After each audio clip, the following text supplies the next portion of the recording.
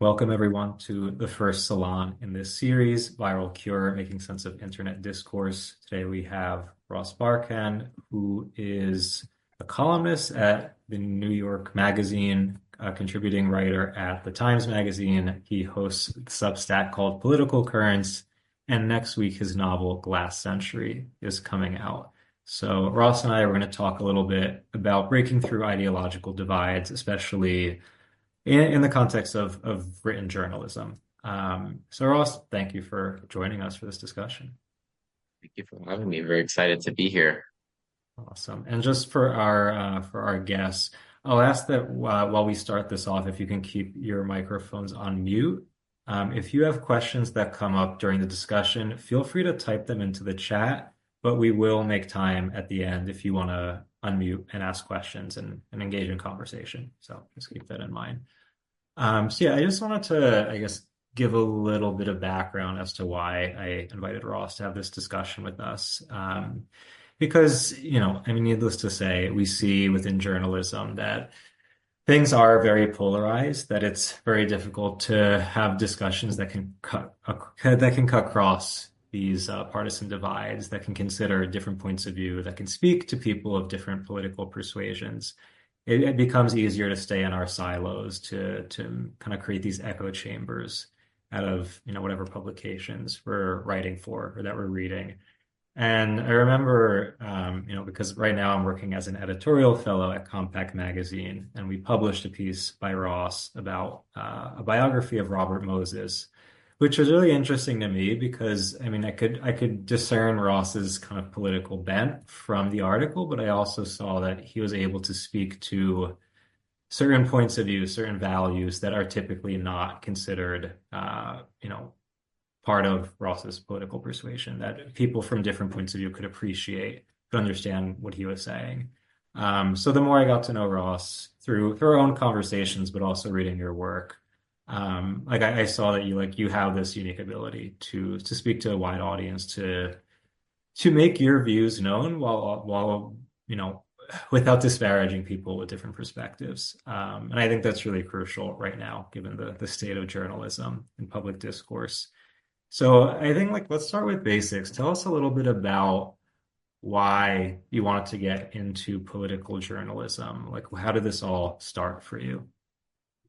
So I'd say my journalism journey and career began when I was 22 years old, working at a local newspaper out in Queens called the Queens Tribune that no longer exists. And I was covering pretty much everything within my neighborhood beats, which varied. And when you work at a local paper, you really have to be a jack of all trades. And I was always drawn to the local politics that were happening out in Queens, New York. And for those familiar with New York City, the politics are very multifarious and very fierce, and they're not straightforward. You look at New York and you go, that's a democratic city, that's a deep blue city, but there are a lot of different types of people within the city and within certain neighborhoods. And if Democrats are majority, there are still a lot of Republicans. There are a lot of people who don't identify with either party necessarily, and it's actually quite a fascinating place. I mean, I wouldn't call New York a microcosm of America because it is just so different than the rest of America, but has an incredible amount of literal ethnic and racial diversity, but also ideological diversity too within the sort of democratic blob. And when you're a reporter and you learn that, I was at the Queens Tribune, I went to the New York Observer, I covered the 2013 mayoral race, which was most infamous for Anthony Weiner's attempted comeback.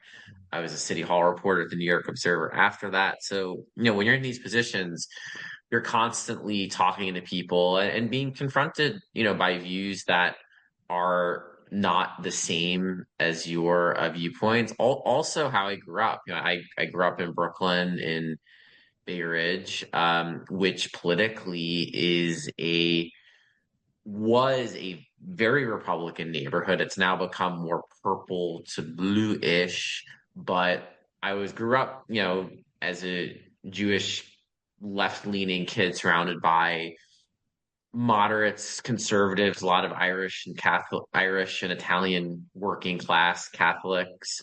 There's a big Arab and Palestinian population in Bay Ridge as well. So, I was surrounded by just a lot of different types of people from an early age, a lot of different political viewpoints. It was never a conservative or Republican viewpoint was never alien to me at any point, just because I knew so many people like that. When Trump was first rising to power, to be honest, once I got past the initial polling surge in 2015 and started to see him up close and cover him, and also see how people in New York reacted to him, his appeal was not all that surprising at all to me. And you meet a lot of people who are drawn to him or feel a kinship with him, and I think some of that just it comes come knowing that comes from how I grew up, and then my own journalism background, forces you to be open-minded. You can't be good at it or even decent at it if you're not open-minded. If you're closed-minded, you'll be bad, and maybe some bad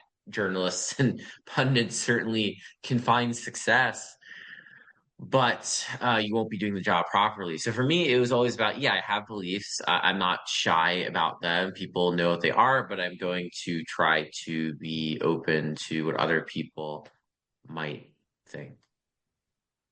I want to get into this point about how your upbringing disposed you to being in conversation and relationship with people with different points of view. But I mean, I want to first hit on this point that you're making about how, like, okay, you make your views known, but you're open to engaging with different perspectives. You're open to conceding that there may be something valid about the opposing party. A lot of people would resist that kind of approach because if they strongly believe in their convictions and their political platform, they might feel first off like it's not politically expedient to acknowledge that there's something of value within the opposing side. Like if I want my party to win, if I want to get my policy passed, I kind of need to I need to prove that the opposition's wrong. I might need to go as far as demonizing them. But there's also the kind of I guess the self-seeking motivation behind taking that kind of approach. Because a lot of us feel this need to prove our moral purity. There's this anxiety to prove like I am against the other side because they are so bad. So therefore I can't say anything good. Um, so yeah, what would you say to people who on one hand might have that like moral fear, like I don't want to concede that there's anything good about the other perspective, but also that again, it's like it's not expedient to be open to what's valid on the other side. It's definitely not expedient, and certainly I'd say in the 2010s with the rise of the digital culture, the Twitter culture, it was the opposite of expedient. Those who are loudest and shrillest and most absolute, who had that moral clarity, were usually the ones who got further. I mean, to be honest, my own career probably didn't flourish until that era began to die. Mm. I was doing fine in my 20s. I have no complaints, but I found it wasn't until really like post 2020 that you began to be rewarded more for wanting to engage with the other side, to sort of dispensing with some of that moral clarity. I mean, I'll say just as a writer myself, I do nonfiction, I write fiction as well. I always try to keep a degree of empathy. So I'm always trying to understand how other people think. That's very important to me. Someone who has wildly different viewpoints than me, I like to know how they come to them. That's interesting to me. And then from a pure political standpoint, because that's it's a logistics question. It's a real politic question. It's about winning and losing, of course it is, but you can demonize the other side, and the Republicans do it, and the Democrats do it, but you also have to be open to persuasion. And what's funny about the Republican Party, at least until I would say 2025 and Trump 2.0, if you look at like Trump 2024, it was actually the GOP that was more interested in building the big tent and doing persuasion. And you think, oh, Trump MAGA, what do you mean? Well, I look at Robert F. Kennedy and Tulsi Gabbard, who were both at one time Democrats in good standing, who became firmly in the MAGA establishment, and one could say, it was because they were cynical and sold out their old party and sold out their political beliefs. Sure, But there's a lot of people who support them, and a lot of the people who support them were Democrats too. I did a piece on the dissident voter for New York Magazine a few months back, and how Democrats lost the dissident voter, the voter who might be skeptical of the establishment, the voter who might indulge in certain conspiracy theories, the voter who on various issues might be on the fringe. And there's this sort of impulse among, I would say, college educated Democrats to completely dismiss these people, to not want them in the tent. But you need them in the tent to win. So that's what I would say to anyone who wants to talk winning and losing and not talk empathy and all these other higher values. I'd say, you want to win, you got to go into these rural states where your party's getting decimated. You've got to go to Iowa, you've got to go to Nebraska, you've got to go to Montana and so on. And you got to find a way to elect your people there again. How do you elect Democrats in those places, right? And it's going to come with engaging with the other side. It's even going to come with making policy concessions. You have to if you're going to win in those areas. Um, so, from a standpoint of politics, persuasion is very important. Now, motivating the base is important too. It helps do both things. But if you're just completely ignoring persuasion, you lose. And Democrats lost the 2024 election fair and square. They lost the popular vote. Now, given Trump's current failures, my sense is they won't lose next time. But even there, you see in the polls, a lot of Americans are deeply skeptical of the Democratic brand. So what I would say is, you've got to engage with people who you find off-putting. And then I would say, for me personally, on my politics, I've been, I would say, very consistent since I was a teenager. I don't think my politics have changed all that much. Something I've noticed though is that the way politics gets classified has changed. So I'm a strong believer in civil liberties. I've always been since the Bush years when I was a kid, and very concerned about the overreach happening then. And I remember during the COVID era, I was one of the rare people on the left concerned about vaccine mandates tied to employment. I thought that was a violation of civil liberties. I thought it was wrong, as someone who's pro-union, to fire a unionized worker for refusing a COVID vaccine. And what I saw, the way politics polarized then, would have been very strange to someone coming out of a time capsule in like 2008, where all the civil libertarians were the Republicans. The Democrats were like the authority, saying, do what we say or you're fired. Almost sort of like a George W. Bush style civil liberties overreach, but in a very different context. Substitute terrorism for COVID. So even that was interesting to me, where I found myself, you know, in spaces with people who shared nothing politically with me but agreed on this issue, than people who were with me on 90% of issues but thought I was a terrible person for advocating for civil liberties even during a pandemic. So, I try always to have values, and be consistent, at the same time engage with other people. But where do you think that moral anxiety comes from, though? Like this impulse to say, even though I may believe this, or I may recognize the value in this other person's argument, I need to prove, Yeah. to signal to everyone that I'm not alone. Oh, I think the fear of getting shunned, the groupthink, wanting to fit in. When I think of old Twitter versus now, I think Elon Musk did a lot of people on the left a favor by taking Twitter over and making it less relevant, and making it more spamified, and kind of turning it into a conservative echo chamber, because it sort of killed the addiction to Twitter of people on the left. And it took away what was really kind of a high school cafeteria atmosphere, to be honest. I don't miss that aspect of the last decade at all. And I myself feel much freer just to say what I think, because people want to fit in.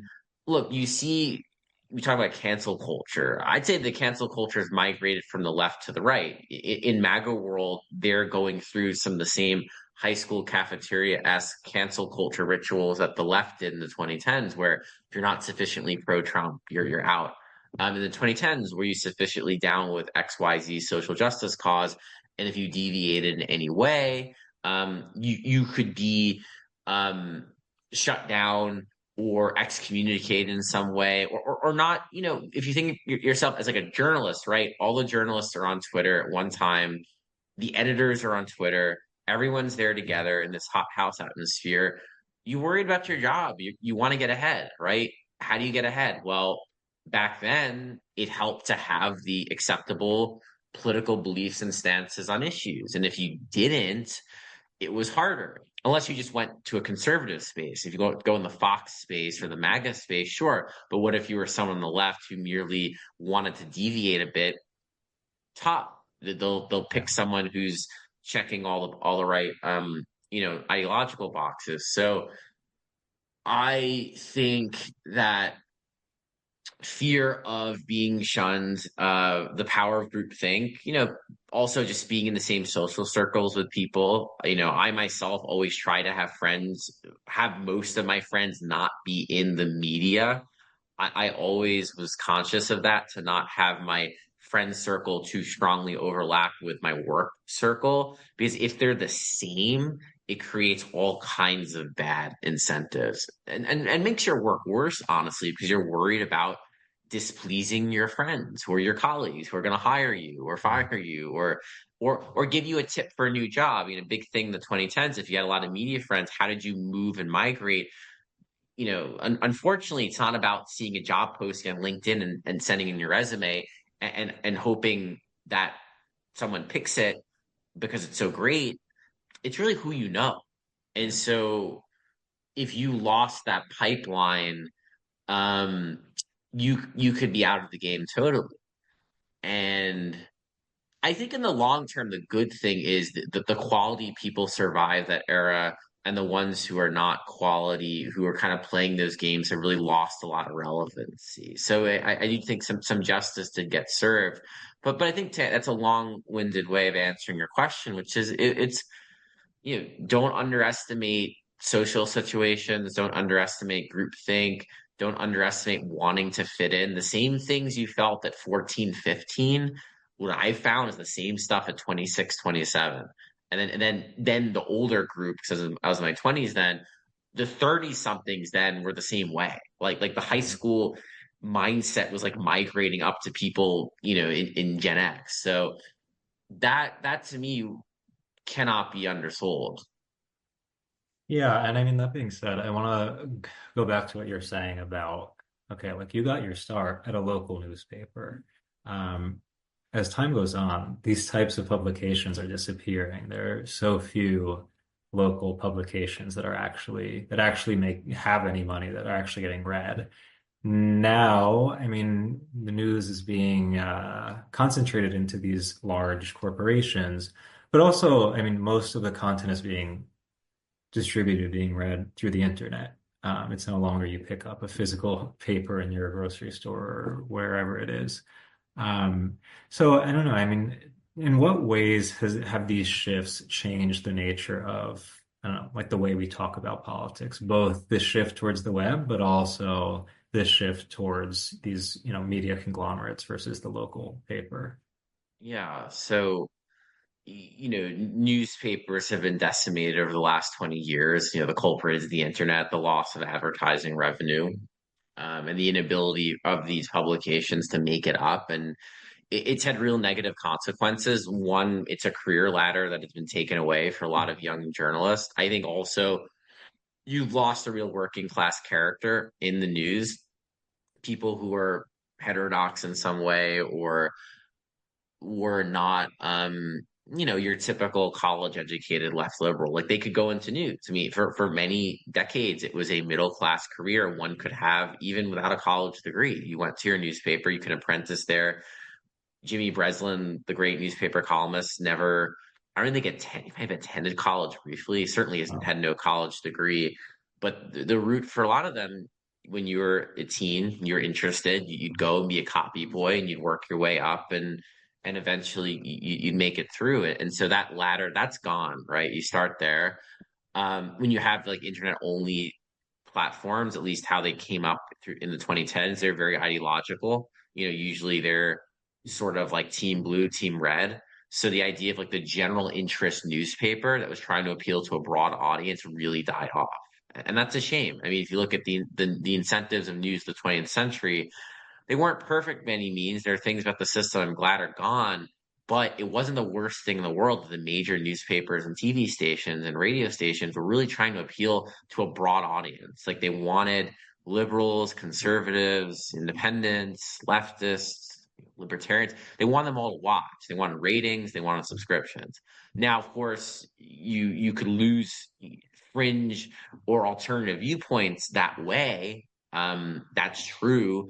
But we also had in the 20th century was a growing countercultural media. You had all those weekly newspapers like the Village Voice that have died off. And that's another loss where, you had even the newspapers that were, had an ideological project because they were newspapers. They were still covering a lot of different things, hiring a lot of different people. And that was the voice of the 20th century was this mostly liberal paper that actually employed conservatives and many different types of writers. And it was really a kind of, I think, healthy atmosphere. And that has declined. I don't want to just go doom and gloom. I think Substack has been the beginning of a corrective. Now, Substack cannot replace the loss of all the newspapers and that entire ecosystem. Substack can't do it. I think what Substack is doing though is becoming a place where one can have these kinds of exchanges. I'm very proud of my Substack. The majority of my audience definitely is on the left, but I have conservative readers. Like I have people who will say like I don't agree with you on everything, but like I see your point here. And Substack has created a better atmosphere for engaging with the other side. And I find whether it's on Notes, their social media platform, basically, or in my comment section, it's a lot more cordial than Twitter used to be. I really do not miss Twitter at all. I mean, I have I'm talking about old Twitter. I have an X account now. Don't love it, but I've been on it for over a decade. So it's kind of like honestly a habit. It's like being a junkie. You kind of just can't quit. I made a Blue Sky though and deleted it. I'll say that much. I had one for a few months, encountered nothing but vitriol, and just decided to exit because I just saw all the pathologies of the old Twitter without some of the good aspects of the old Twitter. I've been slagging old Twitter. I'll say the positive aspect was you could bring a lot of people together. So you had your clicks, but then the conservatives were on Twitter, the liberals were on Twitter, the journalists were on Twitter, the celebrities, the editors, those random personalities. It was at least kind of a public square. And I think Substack is starting to bring that back. I really do. Plus, it has more substance because you actually write. You actually write more than 140 characters. You can write 5,000 words, and people will read those 5,000 words and get excited about them. So it defeats this whole idea that you must write 200-word blog posts or you'll have no audience. I can testify that that is not remotely true. So I'm very optimistic about Substack. Of course, it can't become what the media used to have. It can't be that career ladder, and that's a shame. That is a problem, and I wish there was a way to bring it back because even the career ladder I followed, which again I'm not that old, it's mostly been burned away. I went to a local newspaper, then I went to a larger New York Observer was a weekly, but it was like large and influential. I worked there for several years. I had a staff job, didn't pay wonderful, but it paid okay. And then I graduated into kind of a productive freelance career. And, if I were 21, 22, today, I couldn't do those things mostly because the first two places I mentioned I worked for effectively don't exist. One is gone totally. One is kind of in ghost form as a website, but nothing like the newspaper I once worked at. So that's a problem, and I miss that, and I lament it. And before we talk about Substack a little more, I'll just mention your new novel covers a lot of this shift over from the old model of working your way up in journalism to, everything on the web. So you should definitely pick up a copy. Yes, But yeah, so definitely. I hear what you're saying though about Substack not being a solution, but being, a corrective in some light. And that, you've developed a considerable following, a diverse following through it. Um, can you say a little bit about that process of building up your Substack and developing that Sure. readership? So I was without knowing it very early to Substack. I joined in 2020, and I when I joined it was the pandemic, and I knew of it mostly because I knew one other guy who was on there. I knew Matt Taibbi was on there, and I didn't perceive myself as being like at the start of something, but it's interesting now looking back on it. I was early on the ground floor. The good news is one doesn't have to have gotten a time machine and go back to be on the ground floor to succeed today. It's not like buying Bitcoin at like $1,000 and being rich today. Um, so I when I started Substack, now, yeah, literally almost 5 years ago, it was specifically to write on New York politics things that I couldn't get into other publications right away. So I was doing a lot on the pandemic and Andrew Cuomo at the time, who's governor, and writing critical things about him and his pandemic, um, the way he's handling the pandemic. And I wanted to have a place kind of for supplementary material. I was doing a lot of pieces for The Nation then. The Nation is great, but anyone who knows who's written for publication, there are limits to what you can do. There are limits on how often you can write, on what even you can say. So I found Substack freeing kind of, a blog place where I could really take some of my material and get it out. And I had a Medium for a little bit. If people remember Medium, it was not, it was kind of big in the 2010s. It was something of a precursor to Substack, but Medium lacked the email list function. The genius of Mm. Substack was taking the blogging software of a Medium or like a Blogspot or WordPress, marrying it to an email um, an email list in a way that costs you no money up front. If anyone's used MailChimp, you'll know once you have a list of a certain size, you have to pay. So the genius of Substack was, well, no upfront costs, and they just take 10% of your paid subscription. So I joined in 2020.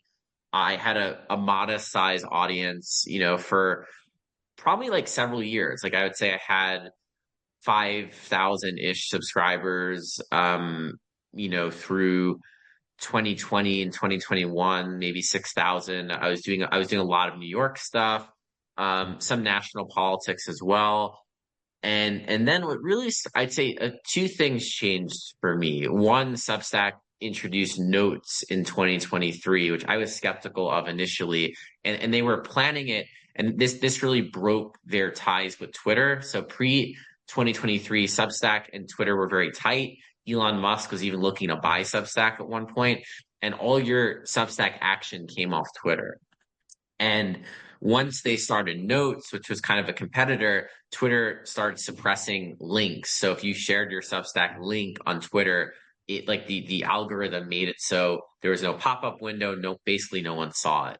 So at that point, it provoked like a mini crisis, but I think it was for the better for Substack because Notes started to grow.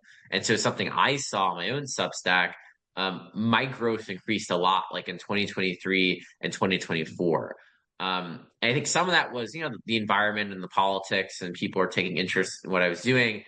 I also think my pivot away from politics actually helped quite a bit. Mm. So I started writing a lot more on culture and on literature, tackling a lot of bigger cultural questions outside of like the red blue divide. What I found is there was a big audience for this.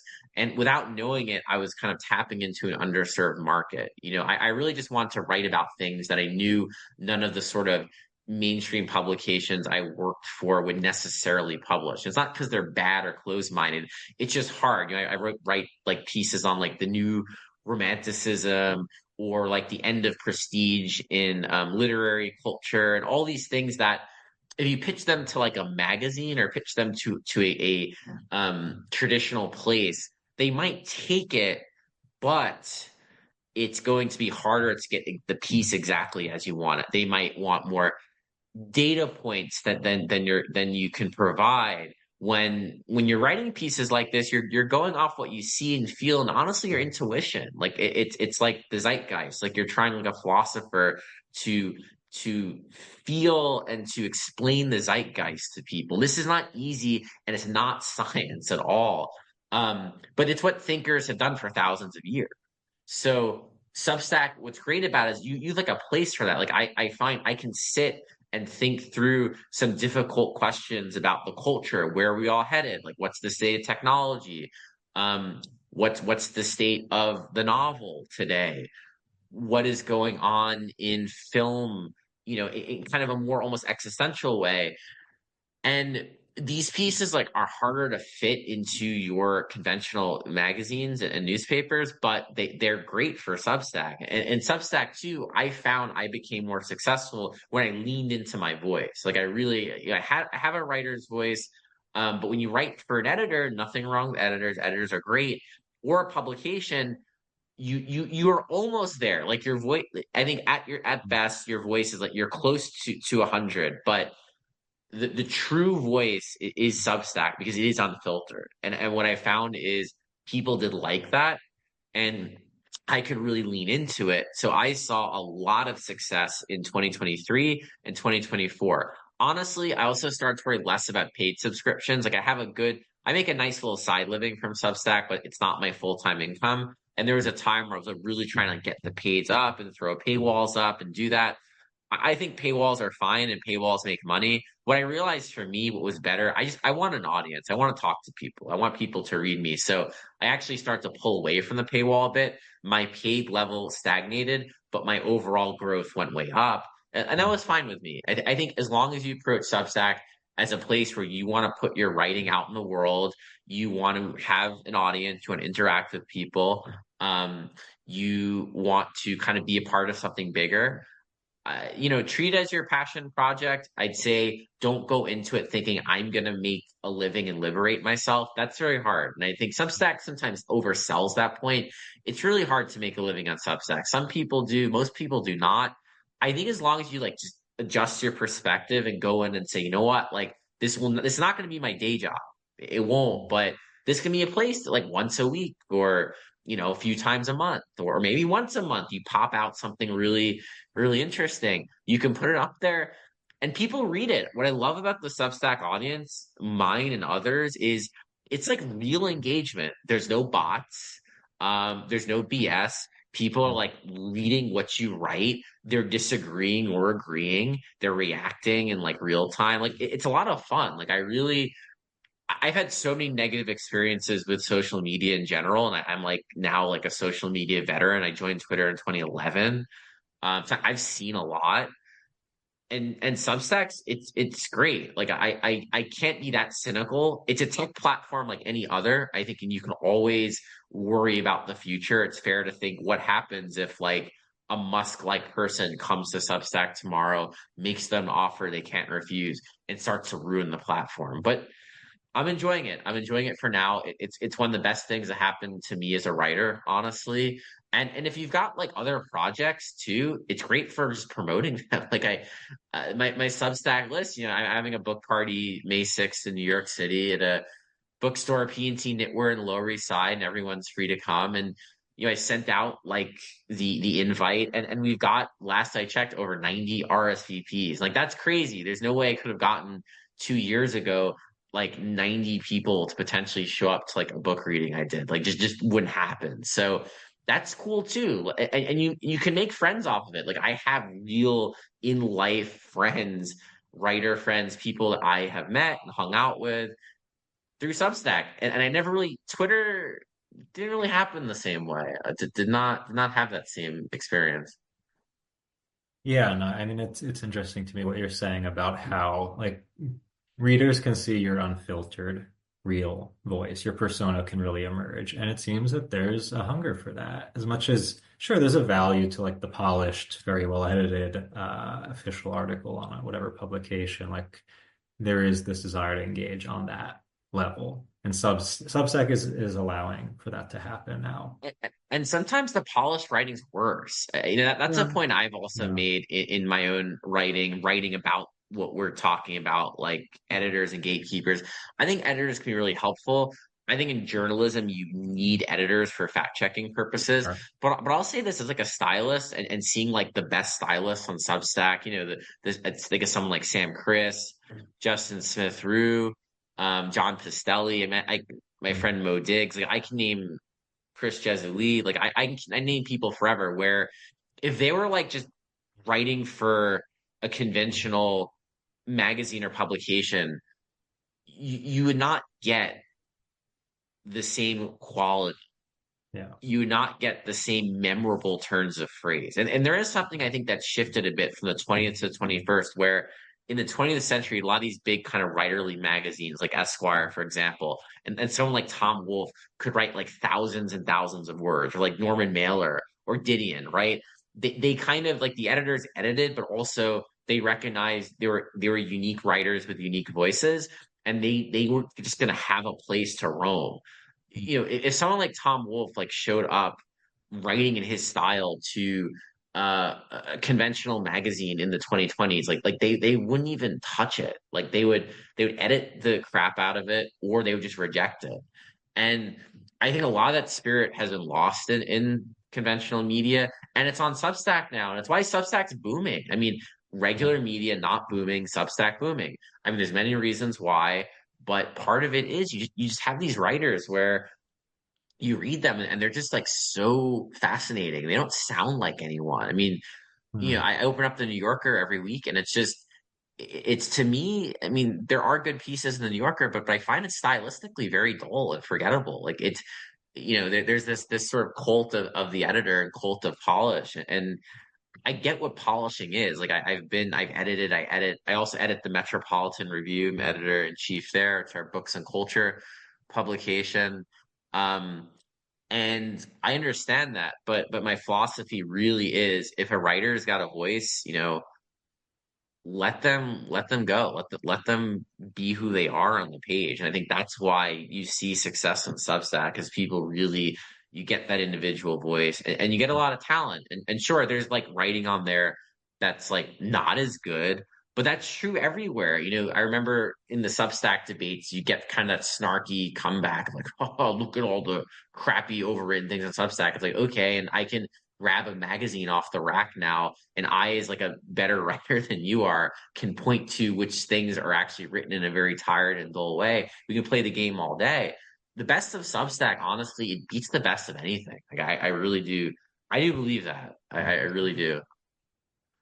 All right. So one more thing I want to ask before we open it up to the others to join in. So again, like we see how the internet has, made it difficult for these smaller local publications to put out their content. Yes.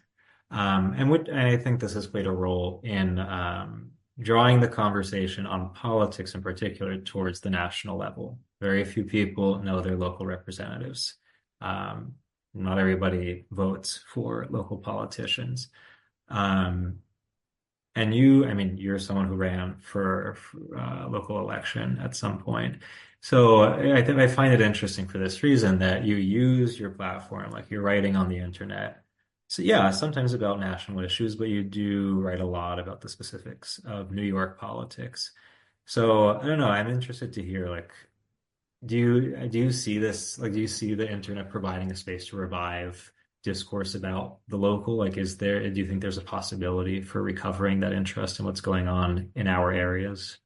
I think so, yes. I mean, you've seen some local nonprofits like have success and find audiences like outside of Substack. There's been, a nice little local nonprofit boom going on. There's a lot of good publications like the Texas Tribune or the City in New York City. Mhm. Like the Bay Area has some. So they're like slowly coming back because there is such a void now for local news. If you live in an area, it's so hard if you're not like in New York City or not in a big city. It's so hard to find out what's happening in your backyard. What you realize is it allows politicians to really get away with a lot, like really Yeah. behave with impunity and do some bad things. I would like to see more. I think there should be more ambitious people attempting like local reporting on Substack. I think it's doable. I've even said myself that like someone should just do like a New York politics only Substack because I'm or New York sort of news Substacks. I'm not doing that. Like I do it, but I have my other things I care about. Like I do Yeah. literature and I do culture.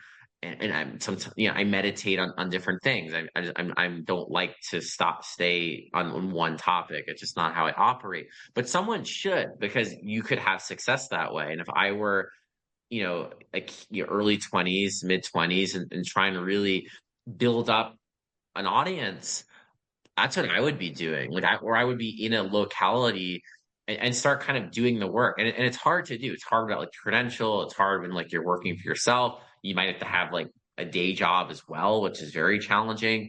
But you can still do something, even if you're just even at the beginning aggregating or just kind of synthesizing information or just reading the text of legislation or telling people what's happening. There all these vacuums have opened up with the decline of the mainstream media that do offer opportunity. I mean, that's the one thing with this era. There's a lot of upheaval and a lot of chaos and a lot of things I don't like. But my optimism comes in because I think in every, collapse, there's also opportunity for new growth to build something else. So I encourage people if you live in a local area and you feel motivated, it doesn't take all that much. You don't need like a special journalism hat. Like you don't need some genius. You just got to start paying attention. You can just show up to some meetings and write what happened. Like you can go to your local city council meeting or some like public meeting that like no one other than the politicians themselves are at because people don't like to go to those things. And you can just watch and you can start to describe what's going on. And there's room for that. I mean, New York City is a massive city. Like if someone just did like a Queens like politics Substack, I once did like a Queens politics blog in like 2013, in 2012 actually more. You could find an audience. There's an audience for all kinds of things. It's a big city, a big country. You can if you do the work, if you're serious, they're definitely people to be found. Okay. So maybe we'll give somebody an idea to start up a New York-based Substack. We'll So see. yeah, I love that. Yeah. All right. So let's open the floor. If anybody would like to jump in, share a thought, ask a question, feel free to unmute or to type in the chat. Yeah, hi. My name's DJ. I've got a question. Yeah. It's ill-formed, so I apologize in advance. So first of all, thanks for coming on. This is really enjoyable. I wonder to what degree. So I grew up in Georgia in a small town. Fun fact: my mom was close friends with Newt Gingrich, Oh um, wow. way back in the day before he ever ran for office. Um, Went to school in Chicago, lived there, lived in Denver for a long time. Now I'm in Northwest Arkansas. Um, One thing that really concerns me is how much of the media is just so East Coasty. And I don't mean just politics. I mean, like, I think ESPN should be forced to move to Omaha, you know.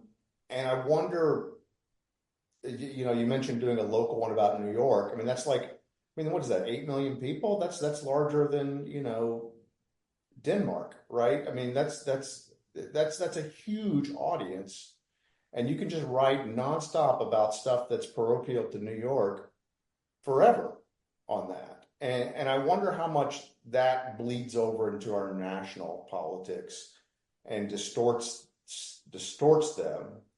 And I wonder if you just have any thoughts on that. Yeah, I have a lot. I mean, the decline of local and regional media is one of the great disasters the last 20 years. I mean, the fact is the East Coast and the West Coast had less power in the 20th century because the power of the New York Times could be offset by these very large regional newspapers. You mentioned, Omaha.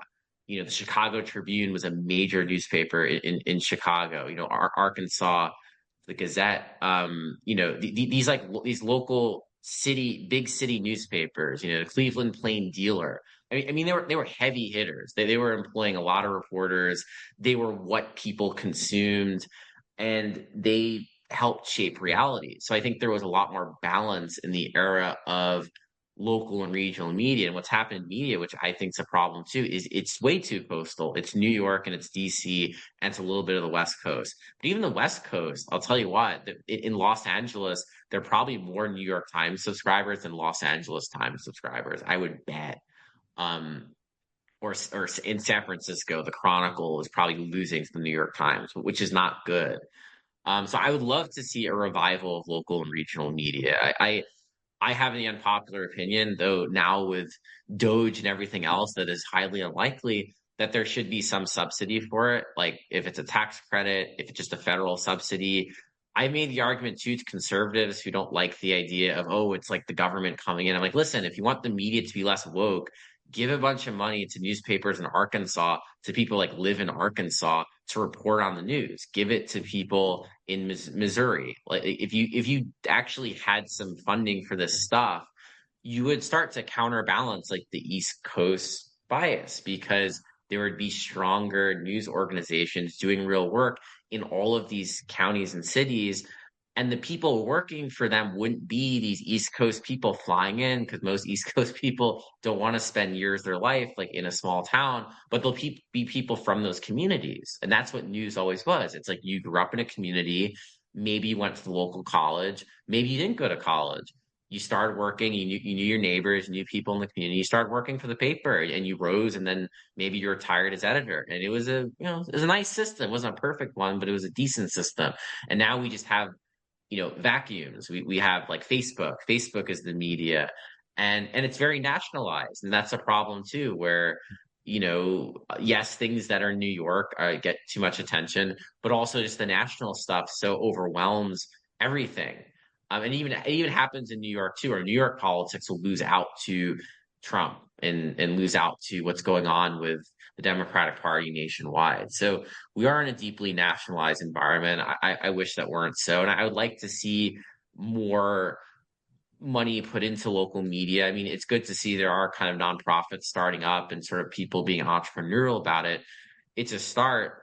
But yeah, I mean, I think in our country, we could solve a lot of problems with like just very good nonpartisan local media. And that's why I tell conservatives, listen, you complain about the liberal media day and night, fine.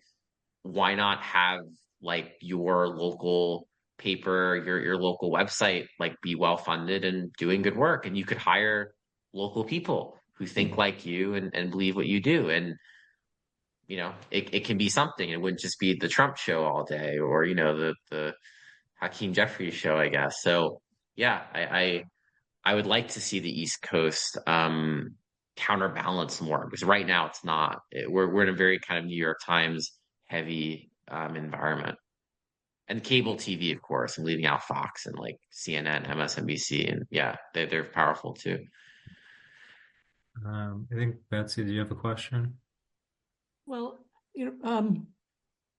I appreciate. I did read your macro, micro, meso that was posted, and I got a little confused about what you meant by meso. I kind of went into like it's the in between. In between, I did figure that out. Kind of like the in person in between. And I did get that, and I went, and then you introduced me to Mo Diggs, so I did some.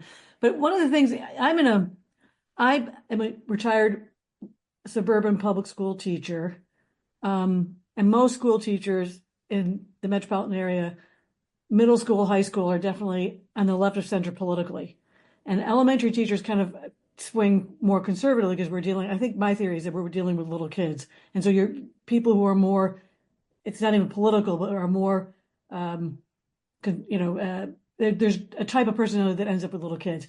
But being on the right of center, but having taught the children of a lot, like I taught Bill Broad, the science writer's kids, and Robert Putnam's grandchildren were among my students, and so on and so forth. So you end up, unless you're totally dull, you end up being exposed to a lot of interesting things. I mean, Stephen and I belong to Community and Liberation, and so the exposure that we get to almost by expectation of belonging to this fraternity that you were supposed to expose ourselves to, and so on and so forth. So that's a long introduction to. In my retirement, I ended up becoming and being invited, I didn't get hazed, but there's almost like a hazing to these older people that live in Bronxville. Now, Bronxville, you think is it's more purple now than it was. It Yeah. was considered so. But I have been when you talk about the New York Times, there's about 15 people that show up every Friday night, and I have to be very careful how I say something because I like these people. I'm very fond of them, but they have such disdain for anyone who I mean, everything political discussion, it goes to personalities. They don't talk about policy. They talk about Trump, and they don't talk about, one time I said, well, what if we were to talk about these things and not mention any politician's name? If we could make up a rule and play a party game that nobody can talk, they can say anything attached to a political name. So I'm in Jamal Bowman's district, so Yes. all right, so I became a registered Democrat. Now, the group thought that I did not reveal. I feel sort of like I have to go to confession that I was not totally forthcoming about why. But I became a Democrat to vote in the primary because in Westchester, that's where the election takes place. It doesn't take Yes. place at the November election. I did not want to be governed by Jamal Bowman. I'd rather be governed by George Latimer. So, and I think that's true for New York City. I think it's true for Albany, Rochester, Utica, all of these cities that if you look at a map of New York State, the counties are red and the cities are blue. And so, Yes. so my being in a very microculture in this group, something came up about Social Security, about how they're closing down offices and that the New Rochelle office was closed. And I said, I don't think that's true. Yes, it is. Yes, it is. And then I didn't push it, but I looked up, it's closed for renovations. Yeah. It's So it's not like, for Doge. Yeah. right. So nobody, Would, and I don't want would to be say insane if they closed the New Rochelle. New So Rochelle, that right. And so would this is be what a riot. and these people are all highly educated. They're mostly Yeah. retired. And I'm thinking, so what people are reading, they're not even, you talk about, I do read Substack, I subscribe, I'm a paying subscriber to a number of things, and I do read the entire stuff, and sometimes I go, oh my God, Stephen usually is kind, but sometimes his go long, and then, but the long form article is so necessary these days, because people are only reading headlines, Yeah. and then, Yeah. No. Yeah. yeah. So anyway, so I appreciate what you guys are trying to do. I did look over at the Metropolitan Review. Dave Roberts is an interesting guy. Yes, he is. I've met him. He treated me and the publisher of the Enchanted Lion books. Do you know her? We went to Lafayette Bakery. Because we all Oh, follow Paul Kingsnorth. yes, yes. I know of So, Paul. Yeah. so like when you talk about, like the whole, and Paul Kingsnorth is kind of a Luddite, but then he's got to use these platforms. So, but then there's David Roberts or Paul Kingsnorth suggested, but they were trying to bring those of us who are Substack subscribers together in three-dimensional spaces. I mean, Yes. I think that that's something that we need to encourage to do. Yes, so that definitely, and it's happening. I'll say on the Substack front, I've met a lot of people in person through there, and what's nice about that versus like old social media was it always felt like Twitter, Facebook, yeah, like you could get some in-person stuff out of it, but the interactions were shallower. Usually didn't. Whereas Substack, I found making in-person friends, just having events and coming together has been much more common, which is good because we really have to be online less. And there's no doubt um, there's something Matt Iglesias actually wrote about, which is like the misinformation kind of on the left. And it's like there's a lot on the right, but there's misinformation all sides. I mean, and that is true. You see this a lot, especially I find, yeah, with readers where they don't read, like, so the New York Times itself would not report that the New Rochelle Social Security office closed, but maybe you saw something shared somewhere. I mean, Facebook's a big problem now. I go on Facebook occasionally, and it is like a slop factory, and you just see like it's like memes and like half true things, and it's quite bad. So yeah, I mean, I worry about that certainly on all political sides. I mean, you get bad information, you have to take a beat, and I always tell people like, see where something came from. I mean, check it out, like do the work. But the internet doesn't take that long to check things out. You can kind of see, yeah, Doge is cutting people, but did it shut down the whole, I don't know, Social Security office? I mean, maybe some people lost their jobs. I don't know personally, Right. I but just applied for Social Security and I did have yeah, to go and it's bring my passport to the Yonkers office. And I don't live miles and miles and miles away from an office, but I have to now send in my over the top, thank you review for that. But the people in this the Friday night group, they made it sound as if it was going to be so onerous. And I'm almost afraid to say, I don't want you to take this the wrong way, but my experience, it was not that at all. right. And because you're almost afraid that if you go against what it could be whatever the MAGA people are saying or whatever they're crying bucket loads Democrats are saying that there's an irrationality that goes into it, and then which in part Yeah, makes me want to retreat a little bit, to tell you the truth. I just want yeah, to go to the library and sit in a stack someplace and read Dostoevsky novels because I don't want to yeah. participate It's a good way in. to spend your time. But I just want to add to what Betsy's saying that like back to the point about this moral anxiety that I need to signal that I'm on the right side. This kind of echoes what Betsy's saying about this need to construct a doomsday narrative because I don't know, I feel like if we don't, like Ross was saying, like if you don't feel yourself to be rooted in a particular place, particular people, with a story, with some kind of meta narrative. You need to invent one to fill the vacuum. So you create this one that, okay, everything's going falling apart, everything's terrible, and all those people are terrible demons, and I am morally pure. Again, not at all in touch with reality, but when you don't have that rootedness, when you don't have some kind of sense of identity and purpose, like you have to construct these extreme stories to fill the void. That's the thought.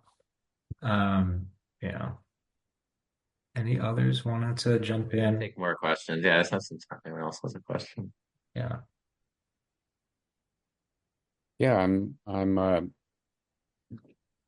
interested if or how you view the Metropolitan Review, and as if you didn't have enough to do, trying to start a critical review, uh, magazine, I guess, e-magazine. We're having a first print issue in June, so we will be an in-person magazine. We're planning to get it out at the end of June. So E for now, but yeah, we'll Yeah, have well, congratulations to you yeah. for taking on this task. I'm just interested how you see that as an alternative to whatever New York Review of Books and other similar Yeah. or Yeah, no, it's a great question. I mean, I love, the book reviews like an art form, the essays an art form. I think you see less and less of it. So the New York Review of Books is still doing it, which is great. A lot of newspapers have killed their art sections like almost completely. So there's a time where you open up a newspaper and you could read about like the new books coming out and like the new shows to go to, and you could get like a review of like, all sorts of things. And so that has declined a lot.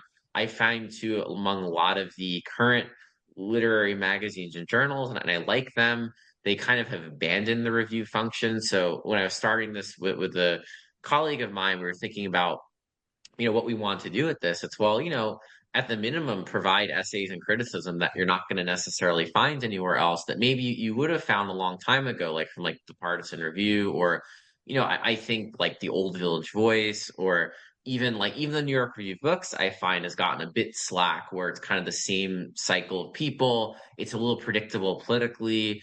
Some of the reviews are great, some are just very academic. I didn't want something that was too academic. I wanted something that was engaging with new things. We have look backs as well, but I wanted to engage with new things. And in general, also what I was saying before about the writer, I really believe that like I want the individual writer's voice to come through. So we don't have like a house style. There's no single house style. We have writers. I lightly edit, but I'm not coming into edit to like make it conform to some one sort of magic voice like the New Yorker would. Each writer is going to sound a bit different. That's kind of what magazines used to be, and so I want to bring that back.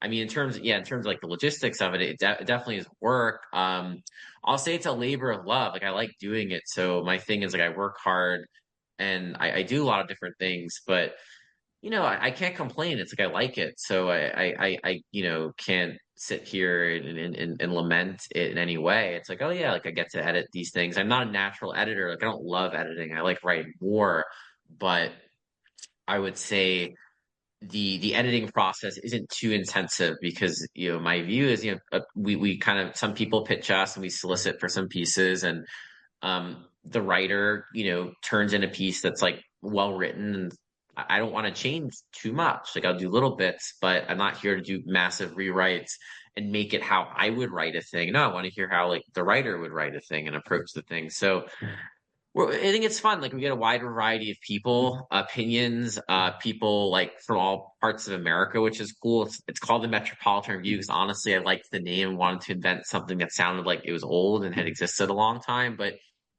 we've contributors from like all over the country and the world. We've had British people and others. So it's truly kind of like a non, like we're based in New York, so I'm in New York, but really it's not like a bunch of New York City people like writing for each other. Like we have people coming in pieces from like almost every part of America, which is very exciting. And doing reviewing books, fiction, nonfiction, doing movies, been doing movies, hoping to branch into other stuff like music and so far, but it's really been a books heavy thing. And it's been great. I can't complain. We're growing. And then the print issue end of June. And if you like publications, because with Substack, it's great, but it's like a lot of individuals, like you subscribe to me, you pay for me. The cool thing with the Met Review is it's $80 a year. You get a print issue with that, and you're supporting a whole institution. Like you're not just supporting one person. You're all the money we get, it goes to the writers. I'm not making any money from this. Like I take $0. So it is a labor of love, and the money we've gotten so far and the money we've raised, it's going into the publication, and that will continue for the foreseeable future. Any last comments, questions before we wrap up? I guess I have one, and this might be a little provocative. This sort of is in line with what I was talking about earlier about it being sort of East Coasty. I wonder, so, I confess I have not read a lot of your work before. I think the first piece I read in depth was very recently, and that was the one about Freddie DeBoer. Someone who I've never really been a fan of his. I mean, I've read his stuff going way back when he would post on Marginal Revolution. I've been reading Tyler Cowen since they started. And then, more recently, I don't know, it was yesterday or the day before, you had a beef with Jesse Singal. On Twitter. Yeah, that's the Twitter beef. Yeah, I'm not going to write anything on that, but yeah. And I'm not going to ask you to like litigate that, but it does make me wonder how much of sort of Twitter beefs is actually office politics. It's not actual discussions of ideology or political tactics. Yeah. It's just this guy pisses me off and fuck him. So yeah, no, definitely office politics come into Twitter. I'll say it personally, I have no issue with Jesse. We're actually going to do a podcast together fairly soon, which I'm looking forward to. And like he's in Brooklyn, but I've never had like an interact. Like I've met him like once or twice. It's been fine. Honestly, Twitter, you get a little heated. I don't love it. I think I regret it a bit. I mean, I can explain very briefly like where I'm coming from, but I probably didn't phrase it the best way. I would say, on Jesse's work and like views on trans issues, like I agree on sort of two fundamental points that are, heterodox. I don't know how heterodox they are anymore, which is that under 18, probably not best to transition, wait till you're 18, you're an adult, make the decision then. And also I'm into sports. I'm a big sports fan. So like, the Leah Thomas thing was not good. And you can't have, men transitioning to women going into sports and just dominating them. Like it's not great. We do separate sexes in sports for a reason. Martina Navratilova in tennis has been very outspoken about that. So I'm kind of with him on that. I do find, I'll say in the trans stuff, 'cause I have trans friends and family, I do find some of like the nuance, which I think Jesse does engage in nuance. I think I was unfair to him, to be honest, a little too much Twitter brain. I do think the problem becomes is there's a nuanced way to talk about these things, but then there's like the hateful side, and it's the hateful side I don't like. And I don't Jesse's not a part of that, but I see people who really virulently just hate trans people. They don't want them to have any rights. They don't want them to be able to do anything. They want to kind of the bathroom stuff. I mean, look, I grew up in New York, so we have men's and women's bathrooms. There's all gender bathrooms. They're fine. Sometimes you're in an all gender, same thing. So you like, dude, I think there is a cruelty aspect to it that I don't like, and I think I probably unfairly brought Jesse into it. And I'll tell him in person, like on our pod, that I apologize for that 'cause I don't think Jesse's a cruel person, but I do find mostly on the right now, there's like a real like gleeful kind of bullying aspect to the trans thing. Where look, you can have disagreements on, biology and when to transition, like that's fine. But there's this aspect I don't like that's gotten very hateful. That is like, wanting to make fun of all trans people, to deny them like any like livelihood or civil rights and delights and stuff, even like the passport stuff. Like, listen, someone's had a passport one way for 10 years. Now it's like they got to change it. I mean, it's not like the country doesn't become like more liberated and free because someone has to go to the airport and then just kind of getting, their life upended, over a change in a federal law. So, I feel like on a personal level annoyed at the hateful aspect of the trans debate. Look, the left, said and embraced ideas that were not popular and they were punished for it. And now I think, um, you know, the right, I think, has gotten in this very hostile space. I would like everyone to kind of cool out. You saw it like with the issue of gay marriage. It was once incredibly volatile and polarized, and now you see across the spectrum, everyone's like, yeah, gay people can marry. And even like the most conservative Republicans, like, yeah, let them marry. And if it was 20 years ago, very few people, including Democrats, thought that Obama didn't support gay marriage, So my hope is like we can kind of reach a place of like consensus where, again, I believe in civil liberties. I believe, the First Amendment, like let people be free to do what they like as long as they're not hurting anyone else, you're not hurting someone, right? And let people be, let someone wants to be trans and they transition and they do it like legally and let them acknowledge it. They want to be called by a certain pronoun, like so what? I mean, I don't care. Like you want to you're a he, now you're a she, now you're a they. I mean, look, not for me. I'm a man. I'm a he. But someone says, I'm a she now. I'm a they. Like, what's it to me? What's it to me to like let someone feel better about themselves? So I don't like. That's kind of where I really don't like it. I don't like the nastiness and the bullying and the cruelty that comes with it. But I mean, these are complicated issues. And I certainly think the left overreached and you can't deny things about human biology and giving a kid of 5 like transition drugs. Like, yeah, I mean that's an issue and not something I would probably support. But yeah, I hope we can take the temperature down. And Jesse and I will be taking the temperature down. So that's why I'm trying to do less of the Twitter thing. And on Substack, I probably would not have done that. It is like the medium a bit. But like I said, I'm not gonna like write on it and do like the Jesse thing. The Freddie thing, he had really attacked me. I found like a personal way. And it's usually not a piece I write, to be honest with you. That kind of like piece I did on Freddie is like very rare for me. I don't do things usually that individually critique one writer. It's like not my style. But he had done one to me, so in sort of like you know old writer fashion, I felt the need to reply. But I'll say is that also is not personal. I've never met Freddie DeVore, though he lived in Brooklyn at one time. I never personally met him, and honestly, I enjoyed him for a while and just kind of found his writing tiring after a while. And he gave me an excuse to say it once he kind of came after me. So that's kind of how that came about. But I try to be nice to people. I try generally to not fight. I've been in 2 fights recently, so I'm kind of gonna put my gun in my holster for a bit and just kind of do other things. So it's that. Okay, fair enough. Thanks for answering.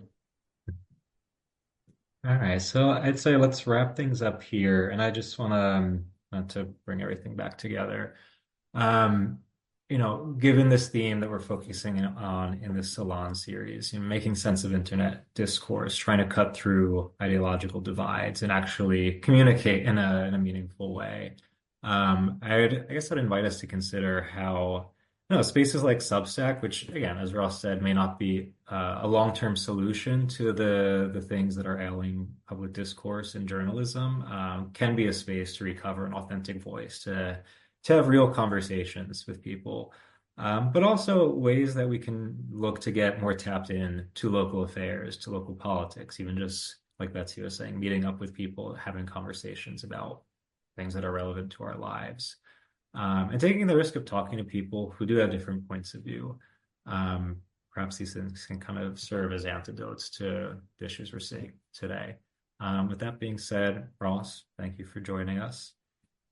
Yeah, thank you for having me. This was a lot of fun. Great questions. And feel free to reach out anytime. Yeah, I try to reply to emails, and to Substack comments. So yeah, I'm just at rossbarkan.com. Pretty easy to get to. Subscribe to my Substack. Like I said, if you can reply to the message or reply to a comment. I don't get to every comment, but I try to. So I'm always around. So yeah, thank you for the attention, the questions and the discussion. I appreciate it. And definitely pick up a copy of his novel next week. That's Have a review coming out in compact. Oh, I'm excited. So Ready. no, but Pumped for it. definitely read it. It's a lot of fun. I Cool. enjoyed it. So Yeah, yeah. yeah, yeah. All right. All right. Thank you everyone for joining us. Cool. Yeah, have a good day.